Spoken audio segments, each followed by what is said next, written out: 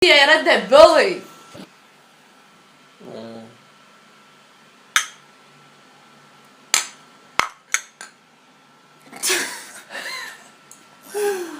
Šiaip dabar labai daug pasimatė heitą iš tų žmonių, kurie nori būti socialiai teisingi, kažkaip pripažinti, nežinau. Jie tokiais tamp, nes jie heitin tos, kurie juokauja.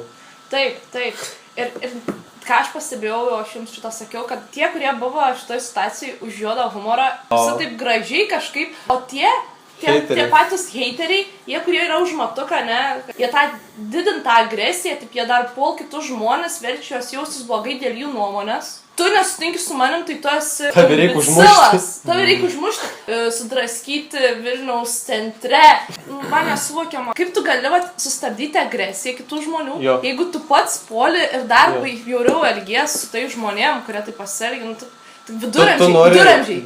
Viedmainis tiesiog esi. Nori gesinti ugnį, bet davai įpilsiu dar žibalą daugiau. Tai tam ir esmė, kad nenori gesinti tos ugnies. Jiem patinka ugnis. Jie tik sako, kad nori. Jiem patinka būti piktiem, jiem patinka pulti, jiem patinka būti teisiem. Jie to tada yra aukštesnėje pozicijoje. Bet jie pasim tokią labai saugią poziciją, kad tai tam ir esmė. Aš ginu auką maždaug. Ir dėl to galiu būti žiauriai agresyvus ir pulti. Nes esu teisus ir... Nes aš esu teisus. Nes aš ginu, Aš ginu ir aš socialiai pasirinku teisingą dalyką ir nieks man nieko nepasakys. Aš galiu čia siūsti naktį ir mirti visus. Galiu bet ką daryti, nes aš esu aukos pusėje. Kam? Aš nesuvokiu. Aš nervuojas, nes šiaip dabar sėdžiu virtuviai, pamačiau Facebook'e, turiu vaiką ir automatiškai tai reiškia, kad čia skirta mano vaikui. Karočias pačias iš tikrųjų nežinau, dėl ko jis pyks. Bet tas bairis apie pyderius ir apie holokaustą visai geras. Man pidarai nepatinka. Aš laikinu šitą. Šit geras. Šau daro tie, kurie... Tas mišes tiesiogiai, ne? Taip, dabar tiesiogiai vyko mišos matuka. Čia kas... Yra vieta, kur galima pasidaryti daug peržiūrų.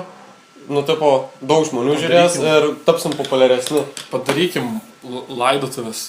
Mata, tą mišes mata gyvai. Ta prasme, tai jie pirmi padaro šou ir tada pykst, kad atsirand žmonių, kurie...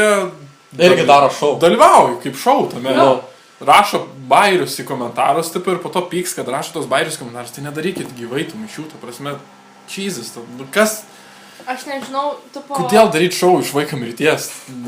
Ir tada tas gaunas rats, jie supykst ir tada pasipil dar daugiau bairių. Nes smagu, kai pykst. Ta prasme, jeigu aš parašysiu kažkokį durną bairį ir jie supykst, va. Ir dabar tiesiog, ten lygtai žiniasklaidos buvo, ten Facebook'e tas laivas ir visa kita. Tiesiog jie nori daugiau kliukų, jiem ta informacija pigi. Taip, gerai sueis jiem. Dabar visi kalbės, kol kažkurią dieną, aš manau, po kokių 2 dienų bus jau tokia viršūnė pakėlęs, kad tas matas bus jau nebe kaip žmogus matomas, jau kaip vos ne personažas, kai nieks nebeliūdės. Jau beveik dabar taip yra. Tai taip ir yra. Žmonės pyks tik dėl to, kad pyktų, o tie, kas už juodą humorą, jaučiu jiem atsibuos, tiesiog jau jie eis prie kitos temos. O tie toliau pyks ir nebežinos. Ir kas tos bairius išplatina, tai buvo ne tie, kas juodai humorą mėgsi. Tos bairius išplatina heiteriai. Tos bairius išplatina tie, kurie daro tą visą šou iš tos visos nelaimės. Tiesiog ta vaiko mirtis tapo ne tiek svarbi, kiek pats faktas, bet tiek svarbi, kad galim peržiūrų pasidaryti. Ir jei kažkas tau neduoda užmigt naktį, kažkas tau nuoširdžiai nepatinka, kad tie vaikai miršta ar ten gėjai Gedimino prospektų, kažkas tau labai giliai širdį nepatinka, tai tu mažiau kalbėk, mažiau komentuok Delfį, o tu pasiimk tokių veiksmų, ta prasme pradėk atlikti veiksmus, kurie turės kažkokią įtaką tam. Tai čia kad ir kas bebūtų, ta prasme tu neonacis esi ir nori, kad vėl kabėtų vėliavas su svastika, tai tu... Tai tu imk ir daryk. Nulis, niekur nejudi. Kad ir kokią mintį turi ir kad ir kas tau nepatinka, tiesiog kažką daryk, o ne uždek žvakį ir aiškink visiems, kad kažko turi gailėtis, kas nelabai irgi liečia. Tu turi verkti dabar, tik verkti. Dėl to, nes tai yra žiauru. Satyra yra toks dalykas, kuris padeda tokius skaudžius dalykus išgyventi iš tikrųjų. Jei tu iš jų juokies, tai nereiškia, kad tu jų nesupranti ir tau jie... Ne, tu kaip tik supranti, supranti. Tu jos kaip tik giliai supranti. Kad tu juokies iš tos nelaimės, kad jinai įvyko.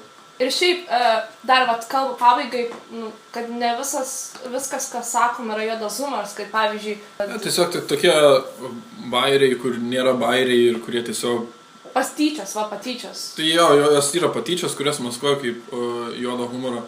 Čia labai slidi riba, žinai, nes lygiai taip pat tie, kurie visiškai nieko nesupranta ir humoro jausmą neturi, gal sakyt, kad tie juokingi, bairiai yra nejuokingi, tai čia prasideda, kas yra juokinga, kas ne, bet... pavyzdžiui, man bairis, kur tiesiog užtum tiesiogiai ir tiesiog pasako, kas ten norit būti kita auka, ten kaip matas, kažką tokio pasako. Tai čia nėra humoro, nėra kažkokias subtilumą jo užmetimą ir to punchline tipo... Ar tu siūlai kažką sumušti dabar? Jo, ką tu nori to pasakyti, čia juokinga turi būti, tai čia ta, žinai. Kas norit būti kita holokausto auka? Jo, bet jie, žinai, jie lygiai taip pat gal tai maskuot kaip humorą, nors tai yra nejuokinga visiškai.